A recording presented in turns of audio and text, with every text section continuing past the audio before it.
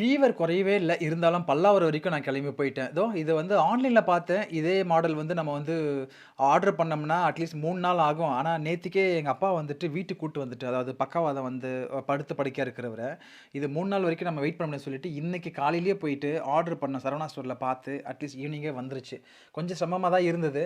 இருந்தாலும் நம்ம இந்த மாதிரி படுத்த படுக்கையா இருக்கிற பேஷண்ட்ல ஹேண்டில் பண்றதுக்கு முன்னால நாம பிரிப்பேர் ஆக வேண்டியது நெறையவே இருக்கு. சிலதெல்லாம் வந்து நம்ம யோசிக்காம வாங்கி தான் ஆகணும்.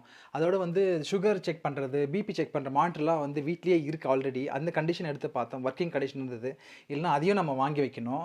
அதுக்கப்புறமா வந்து கோட்டைக்கல் வைத்தியசாலை வரைக்கும் போயிட்டு, எங்க அப்பாவோட கண்டிஷன சொல்லி, நானே கன்சல்ட் பண்ணேன். அவங்க வந்து ஒரு தைலம் ஒண்ணு எழுதி குடுத்தாங்க. டெய்லி காலையில வந்து அத தேய்ச்சோன்னு சொல்லி. கிட்டத்தட்ட இது எல்லாமே ரெடி பண்ணி வச்சுக்கிட்டோம். நாளையிலருந்து அவர் வந்து அ கரெக்ட்டா பார்க்கணும். அட்லீஸ்ட் முடிஞ்ச வரைக்கும் கியூர் பண்ண முடியுமான்னு சொல்லிட்டு. ஏன்னா, இது ரொம்ப சிரமம். பக்கவாதம் வந்த பேஷண்ட்ட பார்க்கறதுன்னு சொல்றது.